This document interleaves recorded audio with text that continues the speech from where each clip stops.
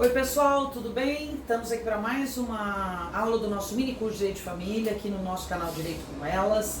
Estamos quase chegando aos 10 mil inscritos, mais um pouquinho a gente chega lá. Queria que vocês divulgassem nosso canal para todos, aproveitando esse momento de quarentena, que a gente está em casa, se isolando. Então nós temos mais de 700 vídeos totalmente gratuitos aqui no canal, então aproveitem isso. Agora nós temos também uma professora nova no nosso time, a professora Adriana, que fala sobre direito constitucional. Temos uma outra professora falando sobre direito do trabalho. Então nós estamos com o time completo, com 7 professoras, uma para cada dia da semana. Então vamos aproveitar, né? Aproveitar esse tempo que a gente tem em casa e com esse grande número de vídeos que a gente tem para a gente se atualizar.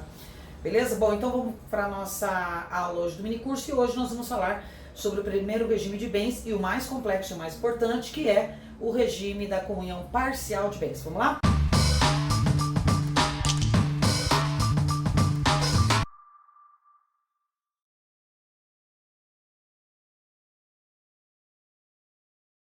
Bom, gente, o regime da comunhão parcial de bens é o regime legal, é o regime que, se o casal for lá no cartório e não optarem por nenhum outro regime, não mencionarem nada especial, o casal vai se casar no regime da comunhão parcial de bens. Esse regime de bens está previsto no artigo 1658 e 1660 do nosso Código Civil. Então, algumas regras básicas com relação a esse regime. Primeiro, nesse regime nós poderíamos identificar três conjuntos de bens. Nós teremos os bens particulares do marido, os bens particulares da mulher ou dos cônjuges, não necessariamente marido e mulher, mulher e mulher, leia-se aí de forma abrangente. Então eu tenho os bens particulares de um dos cônjuges, os bens particulares do outro cônjuge e os bens comuns do casal. Esses bens comuns são todos os bens adquiridos durante o casamento. Então, aquilo que é considerado bem particular não se comunica na comunhão parcial.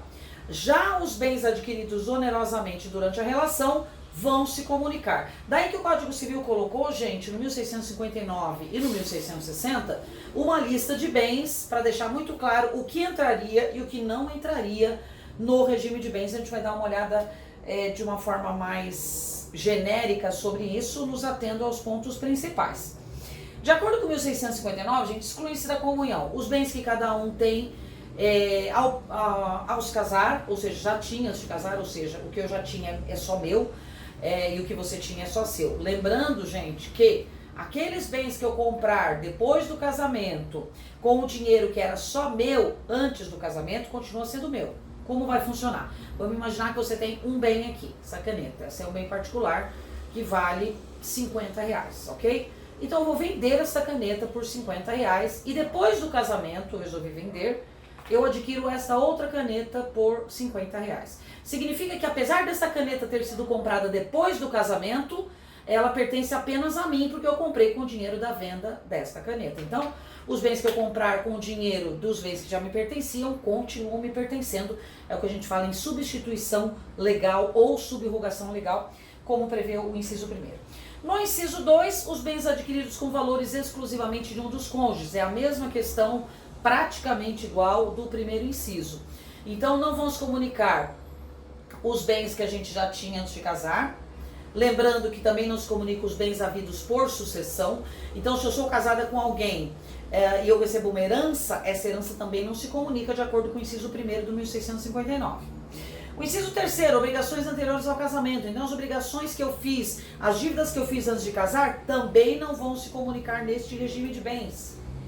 As obrigações provenientes de atos ilícitos, a não ser que isso venha a ser revertido a proveito do casal. Então aquilo que eu me beneficiei, que veio através de uma obrigação e foi um ato ilícito, não vão se comunicar. Então ainda que sejam posteriores ao casamento. Agora, detalhe.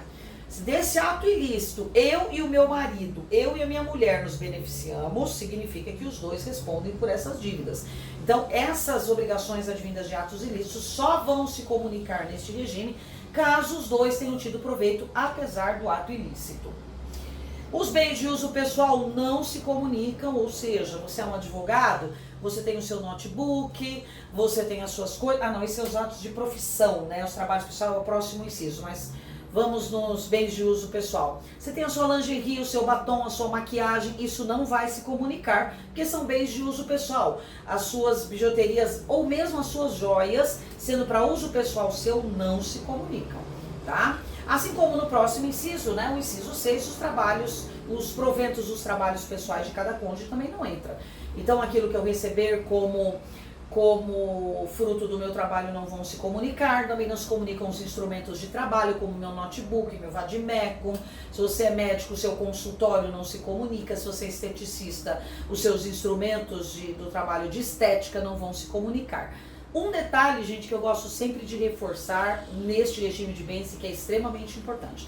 Apesar do código mencionar que não entram na comunhão o trabalho pessoal de cada cônjuge, fruto desse trabalho que é o salário, muito cuidado, tem até um projeto em andamento no Congresso para modificar ou retirar este inciso. Por quê? O salário não se comunica enquanto ele é salário. Então, o dinheiro do seu empregador caiu na sua conta, enquanto ele estiver paradinho nessa conta como salário, não vai comunicar. Saiu daquela conta para qualquer coisa, comunicou.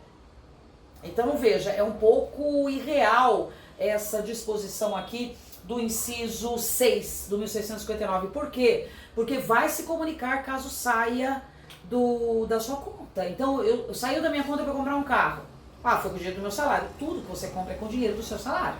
Se fosse assim, então toda vez que houvesse um divórcio, não haveria necessidade de divisão de bens caso a mulher não trabalhasse, o marido trabalhasse. Porque tudo que foi comprado foi com fruto do trabalho. Porém, esse dinheiro saiu da conta para virar bens, para virar investimentos. A partir desse momento que ele saiu da conta e virou investimento, virou bens, isso se comunica. Então os bens se comunicam, os investimentos se comunicam, tudo aquilo depois do casamento de forma onerosa vai se comunicar. Então não se iludam muito com o inciso 6, tá? Ele tem uma interpretação complexa por conta disso, porque saiu da conta, se comunicou. Então isso é um pouco vazio, esse inciso é um pouco fora da realidade, tá? Tem até projeto para que ele seja modificado. Então esses seriam os bens, gente, que estariam fora da comunhão, ou seja, não entram na comunhão no regime da comunhão parcial de bens. Já no 1660, nós vamos encontrar aqui, pessoal, tô vendo aqui no meu note, que hoje nós estamos gravando com o celular, os bens que entram na comunhão. O que vai entrar na comunhão? Logo no inciso 1º, os bens adquiridos onerosamente após o casamento. Então, tudo que vocês comprarem, então chega o marido em casa todo animado, ai, meu amor, você viu que linda a minha Ferrari nova? Aí a mulher fala, sua não, meu amor, nossa Ferrari, né? Minha moto, nossa moto, nosso carro, nosso barco. Então, comprou depois do casamento, veio de forma onerosa, vai comunicar. Então, os bens adquiridos onerosamente após o casamento, ainda que tenha sido apenas por um dos dois, vai comunicar. Tá? Salvo, obviamente, aquilo que a gente já comentou, daquilo que pertencia exclusivamente a mim antes do casamento. Se for comprado com o que eu recebi, que eu tinha depois do casamento, vai comunicar, mesmo que só um deles tenha comprado. Os bens adquiridos por fato eventual também se comunicam. Quais são os fatos eventuais? Loteria esportiva, rifa, sorteio, tudo isso é fato eventual. Então, fato eventual comunica-se neste regime de bens, pertencendo, portanto, a ambos os cônjuges. Terceiro, os bens adquiridos por doação, herança ou legado em favor de ambos os cônjuges.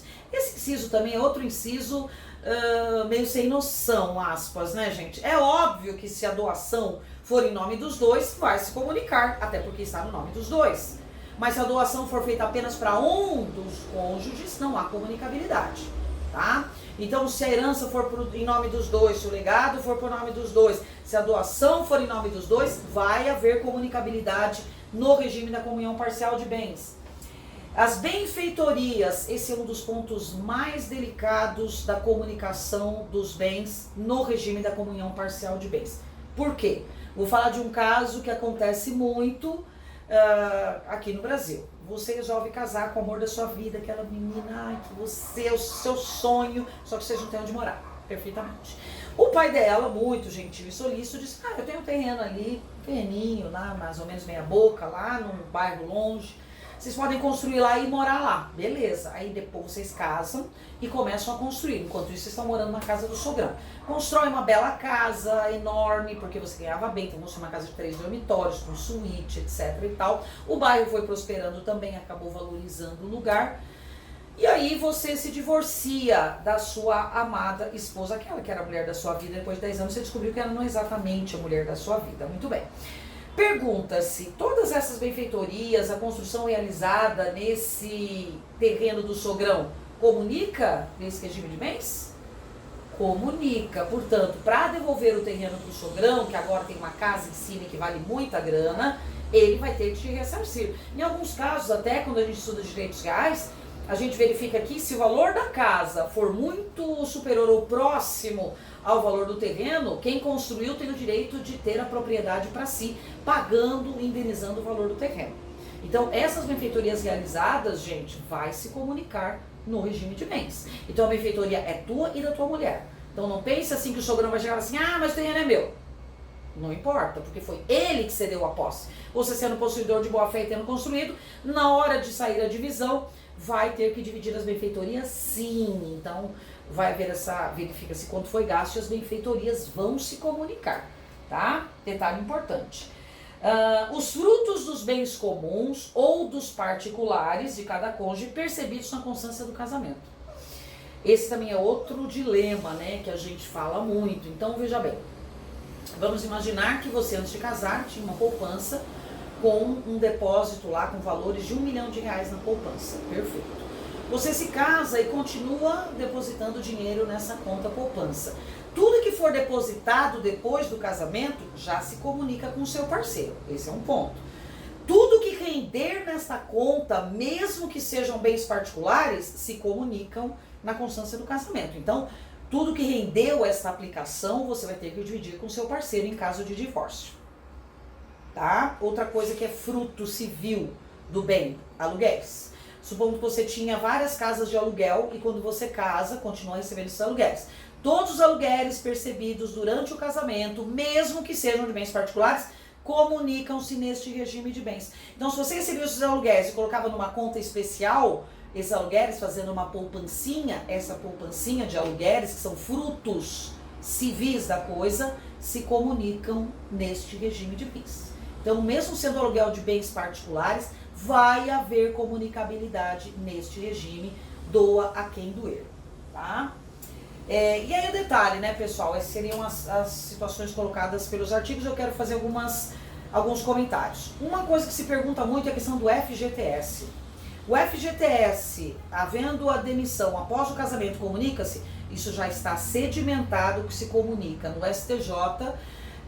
Já está pacificado o entendimento que FGTS recebido na constância do casamento após a demissão vai se comunicar. E qual é o período de comunicabilidade desse FGTS? O FGTS percebido do momento em que a pessoa se casou até o momento do rompimento do contrato. Então, aquilo que eu recebi a título de FGTS que foi depositado antes de casar, não vai comunicar. O que vai comunicar? Do momento em que eu me casei até o momento em que eu me separei. Então, a FGTS comunica nesse regime? Comunica, tá, pessoal? Então, boa parte dessas verbas rescisórias vão acabar se comunicando também. Então, esse é o cuidado que você tem que ter no momento que você decide por esse regime de bens, que é um regime de bens que vai haver uma comunicabilidade grande, tirando aí as exceções, como herança e bens particulares, mas fora isso, boa parte do patrimônio adquirido após o casamento vai se comunicar. Como é que ficam os bens móveis, pessoal? Ainda previsto no 1661 e seguintes, a gente verifica que os bens móveis, a gente presume que sejam adquiridos na constância do casamento. Então, tudo aquilo que estiver dentro da casa, da residência do casal, e que eu não tiver nota fiscal para provar o contrário, pertence ao casal. Ah, mas a geladeira eu comprei antes de casar. Você tem a nota fiscal da geladeira comprada antes do casamento? Não. Então, pertence ao casal. Ah, essa televisão era minha. Você tem a nota fiscal? Não. Então, vai comunicar. Então, presumidamente, a não ser que exista prova em contrário, todos os bens móveis vão se comunicar. Outro detalhe também colocado pelo código. Se eu receber um valor após o casamento e se a causa desse recebimento for anterior ao casamento, esse bem não vai se comunicar. Por exemplo, entrei com uma ação trabalhista antes de casar, me casei, A ação trabalhista demorou um tempão, teve recurso e eu recebi depois do casamento. Se eu recebi depois do casamento, mas a origem é anterior, o que eu recebi dessa ação trabalhista não vai se comunicar. Por outro lado, se a ação trabalhista se iniciar após o casamento, saindo o resultado, esse valor vai se comunicar. Tá? Então tem que tomar esses cuidados, que é um regime de complexidade, é um regime que vai abranger aí uma série de direitos e obrigações, que as pessoas têm que estar muito cientes quando ingressam nesse tipo de regime de bens. Beleza, pessoal? Espero que vocês tenham gostado. Divulguem o nosso canal para os seus amigos. Vão assistindo durante a quarentena não é férias. E contamos com vocês para chegar aos 10 mil inscritos no canal. Ok? Então a gente tem um encontro marcado na próxima aula para trabalharmos os outros regimes de bens de casamento. Combinado? Um beijo e até lá!